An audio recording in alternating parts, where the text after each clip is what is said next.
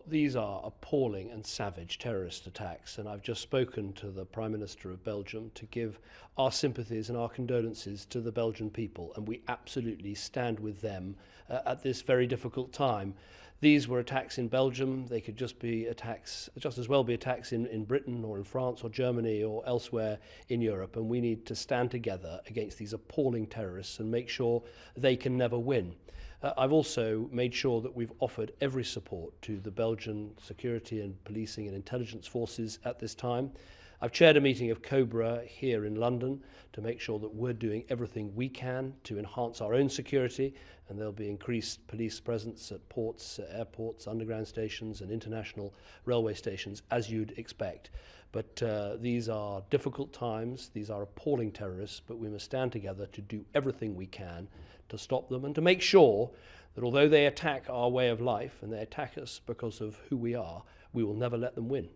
What is the government security assessment of the implications of the attacks in Brussels for this country?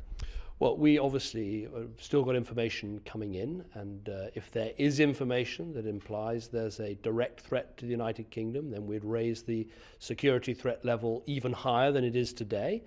But it already stands at severe, which means we believe an attack is highly likely, and that has been the case for some time.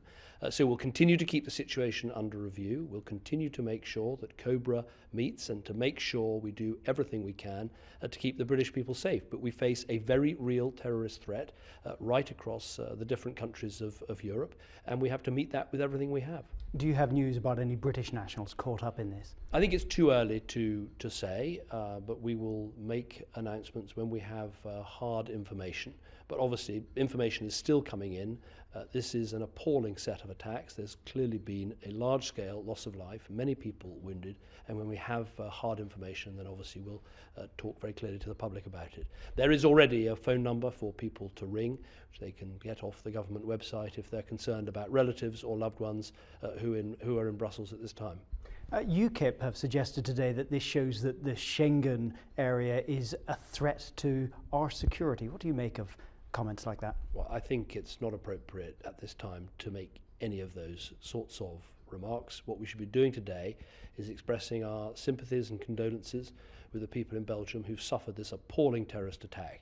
We in this country knows what that feels like because of what we experienced in 7/7. We saw what happened in Paris. This is the latest terrorist outrage. Today is a day for sympathy and condolence, for enhancing our own security, for working with our Belgian colleagues and offering them every help that we can, and to making sure we're very clear we will never let these terrorists win.